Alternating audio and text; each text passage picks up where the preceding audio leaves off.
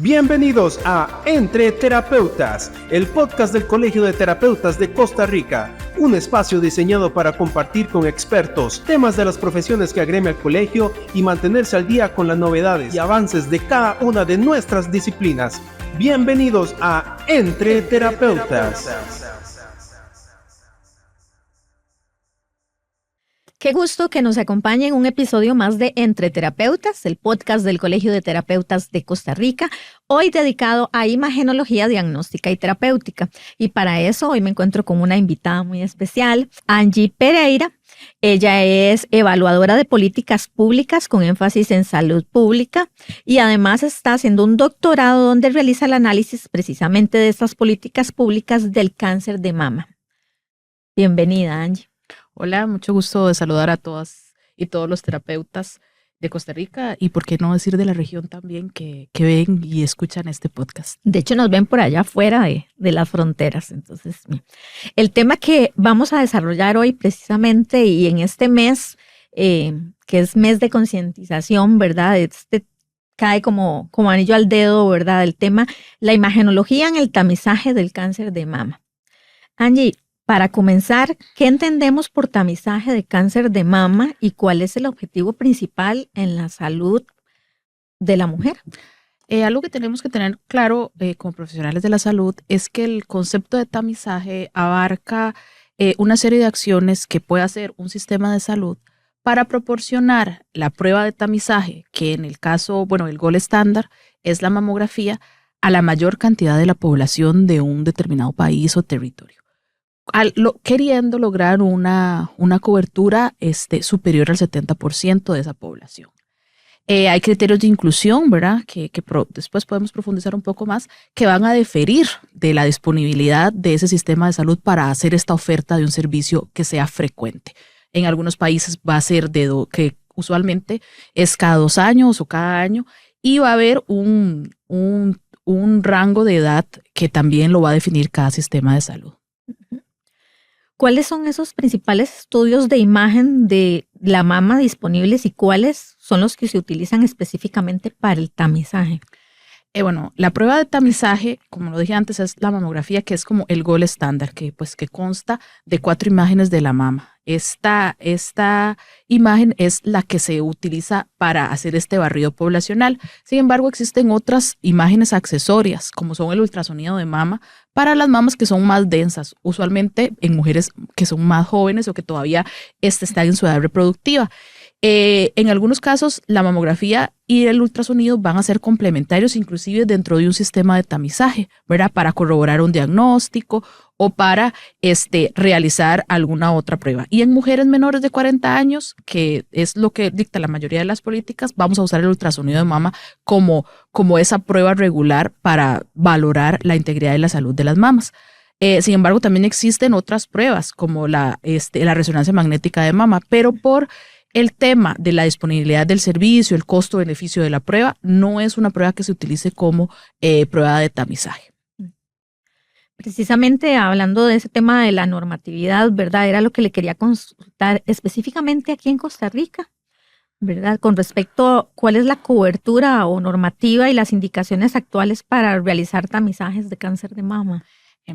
Esto va a diferir dependiendo del sistema, ¿verdad? En cada país, pero en el caso de Costa Rica nosotros contamos con la dicha de tener una norma técnica que oficializa el tamizaje de cáncer de mama desde el 2015. En el tránsito del 2015 hasta ahora, en estos 10 años, han habido variaciones en los criterios, pero actualmente la última variación, que fue por decreto, está establecida para mujeres de 40 a 70 años anualmente. En su momento fue bianual y esto puede estar variando porque eso depende mucho también de las expectativas o también de la disponibilidad del servicio.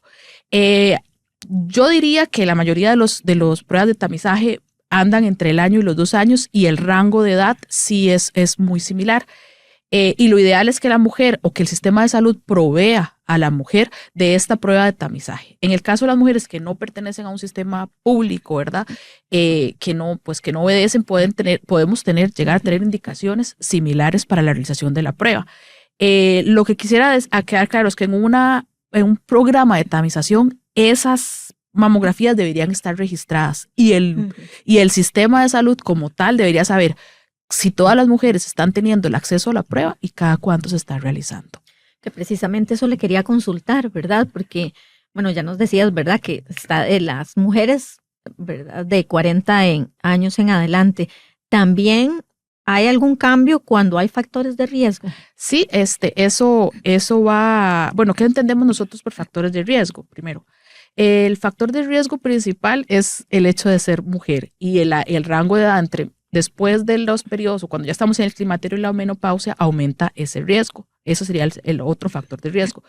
Pero eso se incrementa cuando tenemos herencia, o sea, algún familiar directo en primero o segundo grado que ha tenido cáncer de mama.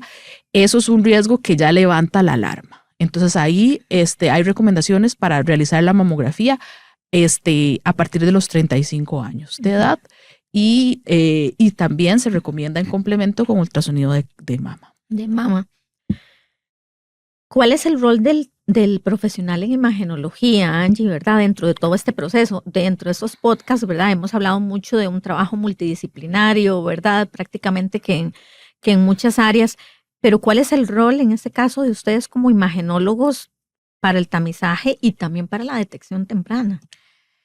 Que dice que tocaste el tema de detección temprana, ¿verdad? O sea, nosotros creo que parte del rol, y a mí me gusta que nos veamos los profesionales de la salud en la integralidad del sistema y entender que más allá de esa labor clínica, ¿verdad? De ir a hacer los estudios de imagenología, de hacer la mamografía, tenemos una labor integral como profesionales y que nuestra formación, ¿verdad? Y la ética nos debe haber, ¿verdad? A que veamos nuestra labor dentro de un todo inclusive, ¿verdad?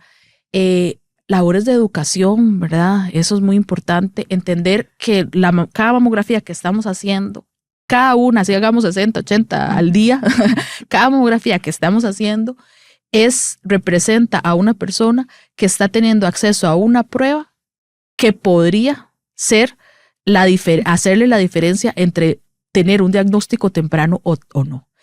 Y de ahí recalca la importancia del estudio, ¿verdad? O sea, vamos a encontrar la mayoría de personas que van a salir con estudios normales, pero la idea de hacer el estudio cada año desde edades tempranas, o sea, desde los 40 años, que apenas está empezando la edad de riesgo, es poder detectar una lesión antes de que esta lesión tenga un carácter muchísimo más invasivo o sea muchísimo más urgente su tratamiento.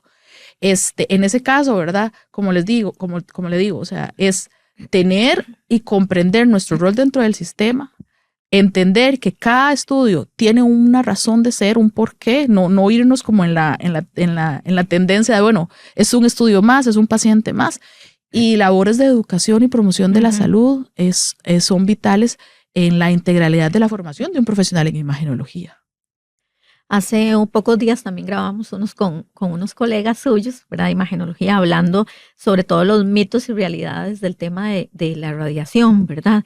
Precisamente para no dejar de lado y enfocarlo en esta parte de cáncer de mama, ¿qué medidas de seguridad se aplican para que estos estudios sean los más seguros posibles y minimizar pues esa exposición a la radiación?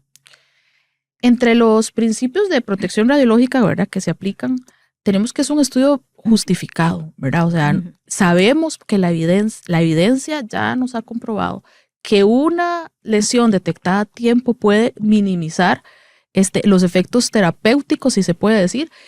Entonces, pues hacerse la mamografía, primero es una dosis muy pequeña de radiación, muy focalizada en unos segundos. Entonces, no es que te estás irradiando cada vez que estás haciendo o que vas a tener una lesión o que vas a tener un efecto secundario por la realización de la mamografía. Entonces, eso que quede claro.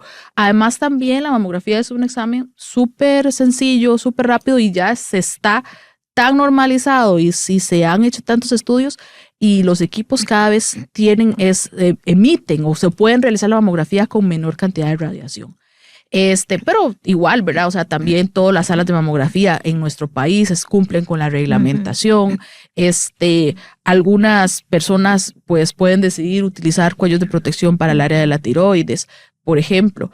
Pero desde mi experiencia, yo puedo decir que él es un estudio súper seguro, en términos de protección radiológica y súper sencillo en términos de comodidad, de confort, ¿verdad? Y que puede marcar la diferencia para nosotros. Y como profesionales, pues tener la claridad de estos conceptos es muy importante y también transmitir esa seguridad a las pacientes a la hora de estarse realizando los estudios. Justamente me encanta que toque el tema de los equipos, porque sabemos que a nivel popular hay muchas creencias, ¿verdad? De que sí es doloroso y esas cosas. Y los equipos ahora, que decías, han cambiado mucho, ¿verdad? Eso es importante que la gente sepa que ya ahora no es, bueno, como decían que eran antes, ¿verdad? Que dolía, y hay personas que precisamente no se hacen esa detección temprana por miedo.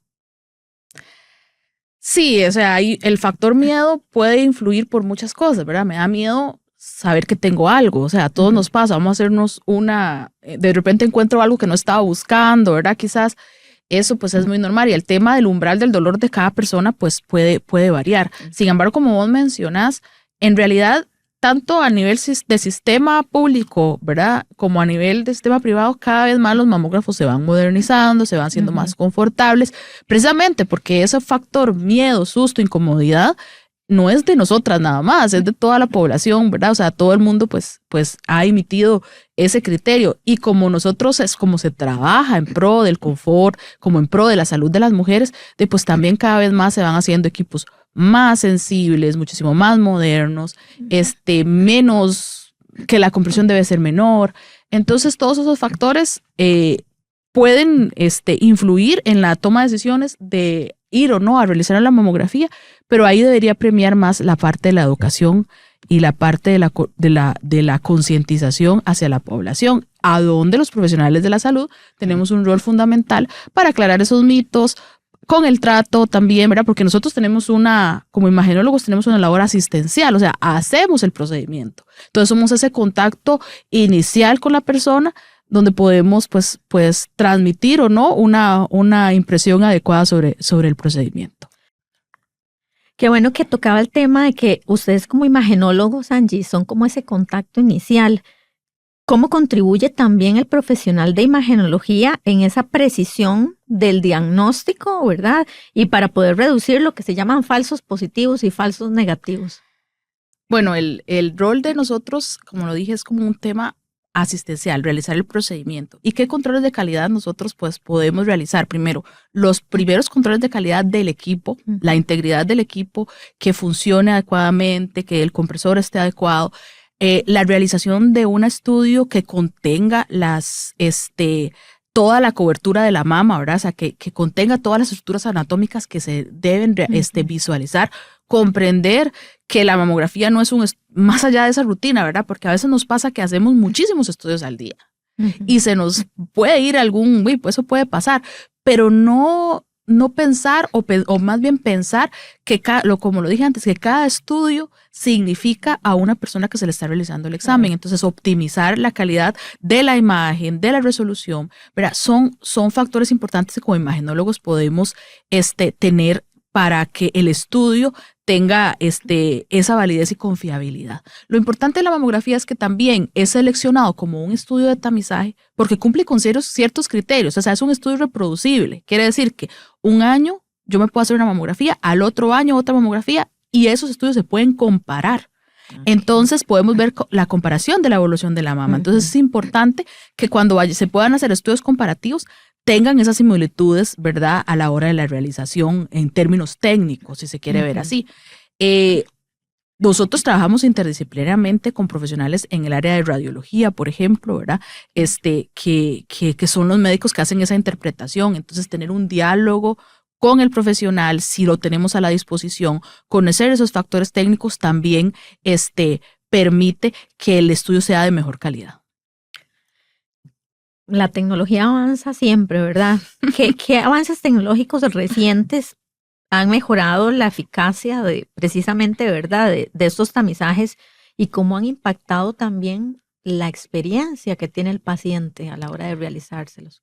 A veces en los sistemas, ¿cómo decir? El cuello de botella es la interpretación, ¿verdad? Porque se pueden realizar muchísimos estudios de mamografía en el día, pero no así puede estar equiparado con la interpretación por el especialista. Entonces, en algunos contextos internacionales se ha utilizado la tecnología para hacer prediagnósticos con uso de herramientas de la inteligencia artificial. Eso no quiere decir que sustituye el diagnóstico médico, pero sí que facilita, ¿verdad? Ese mismo procedimiento lo acelera y en el momento podríamos saber si requerimos algún estudio complementario, como lo son imágenes accesorias de la mamografía, como conos de compresión, por ejemplo, y así agilizar el diagnóstico a esa paciente que iba a ser un BRAF 3, quizás pues con algún cono de compresión pasar a BRAF 2 o BRAF 1, dependiendo de las características anatómicas. Pero en términos generales, la tecnología va avanzando hasta más rápido que nosotros. Entonces, el uso de las herramientas de la inteligencia artificial ya son una realidad en esos procesos de prediagnóstico. También, ¿verdad? Como dije antes, la parte de luz del equipo en sí ha mejorado montones por el tema de la tecnología, el confort, ¿verdad? La comodidad de las pacientes, es importante también recalcar que eso ha mejorado la experiencia de la realización de la prueba. De hecho, Angie, ustedes, bueno, que se dedican a esto, en el día a día, ¿cuál es la experiencia, digamos, qué creencias tienen las personas cuando van a realizarse el tamizaje? Ay, si yo le contara historias de historias, ¿verdad? Desde porque eso pasa mucho, pues, cuando uno cuando uno trabaja directamente en programas de tamizaje, pues vas a atender a una gran cantidad de personas y se supone, y en teoría los programas de tamizaje deben ser accesibles, es decir, llegar a todas las personas, hacer una cobertura geográfica, o sea, no solo centrarse, digamos, como en el caso de Latinoamérica, en las grandes ciudades, sino también las comunidades más pequeñas se deben de ver beneficiadas por los programas de tamizaje. Entonces, un programa de tamizaje ofrece ese servicio, debería de ofrecer ese servicio a todas las personas en cualquier lugar del territorio, por decirlo de alguna forma. Entonces uno pues escucha de todo, desde que, bueno, que van a introducir algo que es invasivo, el estudio de mamografía no es invasivo. La mamografía de tamizaje de rutina no es invasiva. ¿Qué quiero decir?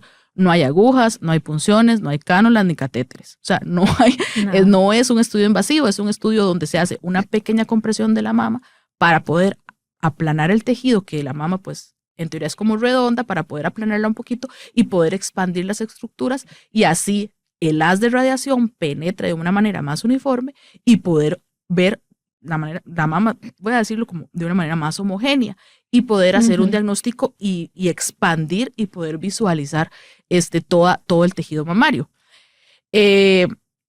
Bueno, el dolor y eso pues es muy relativo, ¿verdad? O sea, cada persona puede llegar o sentir o no sentir ese dolor, pero lo que yo más digo es que pues que nos hablemos como entre nosotras, y sí, me dolió, pero esto es un beneficio, que no transmitamos el miedo, sino que más bien nos enfoquemos en el beneficio que puede llegar a tener una prueba de este tipo. ¿Por qué? Porque la detección temprana es la única evidencia que tenemos ahora para decir el cáncer es una enfermedad, el cáncer de mama es una realidad, pero es una enfermedad que tiene cura, que existe un tratamiento, han avanzado. Ahora que me preguntas de los avances tecnológicos, han avanzado los tratamientos. Entonces, el cáncer, tener un diagnóstico de cáncer en este momento, en este país, no implica, si es detectado a tiempo, implica que tenemos que luchar, que tenemos que esforzarnos, pero no implica que hay una resolución negativa, claro, ¿verdad? Sí, una sentencia de muerte, exacto, como siempre dicen. Angie, ahora que precisamente decías del tema del nivel de sensibilidad de las personas, también importante aclarar para quienes no se han hecho el examen que es relativamente rápido. Sí, es una prueba que es una prueba que en total, desde que uno entra, ¿verdad? Que tienes que cambiar, te tienes que ponerte una bata, tienes que entrar a la sala de mamografía, que usualmente se tiende a que sean lugares acogedores, ¿verdad? Tenés que llenar un formulario con tus factores, con algunas preguntas. y eso pues puede durar de 15 minutos a media hora, pero el examen en sí es un examen que, o el periodo de compresión son segundos, por decirlo de alguna forma, y el examen en sí es un examen completamente rápido, y el diagnóstico, pues, ¿verdad? O la resolución de la prueba también es bastante rápido. Bastante rápido. Angie, quizás para finalizar, ¿qué mensaje clave podríamos dejarle a esos pacientes que todavía tienen la duda, ¿verdad? E incentivarles precisamente en la importancia de realizarse el tamizaje de cáncer de mama y también, bueno, a los colegas, ¿verdad? El rol del imagenólogo también en esa detección temprana para que lo tengan en cuenta. Para las personas, pues uno pues comprende que hay pues muchos temores asociados, ¿verdad? No tanto a la prueba, sino también a ese diagnóstico. Pero en realidad la oportunidad de tener acceso a un examen de tamizaje puede marcar la diferencia. Y veámoslo como un examen de rutina, veámoslo como una prueba de autocuidado, ¿verdad? Muchas veces ponemos por encima la salud de otras personas, de nuestra familia, de nuestros hijos, o pues las que tenemos labores de cuidado también, ¿verdad? De las personas que cuidamos, nuestros padres, adultos mayores. Y pues la prueba de la mamografía o hacerse los chequeos médicos es también sinónimo de que me estoy cuidando para poder tener pues un estilo de vida saludable. Angie, muchísimas gracias. Siempre es importante este tema, sale en todos lados, ¿verdad? No es un tema nuevo, sin embargo, hace falta siempre crear mucha conciencia sobre eso. Sí, y para los profesionales que pues estamos en esta labor del día a día, mi mensaje final sería, no olvidemos que somos un eslabón de una cadena mayor, y que en el campo pues que yo me desarrollo, que es el tema de las políticas públicas, el tener una política pública que garantice y que tenga ese carácter de normativa, le da un marco legal al país para ofrecer esta prueba y para generar ese acceso directo a las mujeres para su prueba de tamizaje, pues porque sabemos que no todo el mundo puede tener por sus propias cuentas el acceso a la mamografía. Entonces, pues que no nos veamos aislados, que trabajemos en equipo, que trabajemos con otros profesionales también y que veamos la importancia de nuestra labor, ya sea en esa labor asistencial del día a día o pues en otro tipo de labores, ¿verdad? Que podemos ejercer las personas profesionales en imagenología, como en temas de protección radiológica, como en temas de gestión, ¿verdad? Como en temas de educación. Entonces, pues, que nos veamos como ese profesional integral que puede marcar la diferencia en la prestación de servicios de salud de calidad. Muchas gracias, Angie, por haber aceptado nuestra invitación. Con mucho gusto. Y muchas gracias a ustedes por habernos acompañado en un episodio más de Entre Terapeutas. Si le gustó, si considera que es información muy útil, compártala con personas para precisamente seguir creando conciencia sobre esa enfermedad que de verdad ha avanzado muchísimo en los últimos años. Nos vemos en la próxima. Recuerden seguirnos a través de redes sociales, en Facebook e Instagram como Colegio de Terapeutas de Costa Rica. Esto fue Entre Terapeutas, el podcast del Colegio de Terapeutas de Costa Rica. Hasta la próxima, con otro espacio más para crecer juntos en conocimiento y actualización. Entre Terapeutas.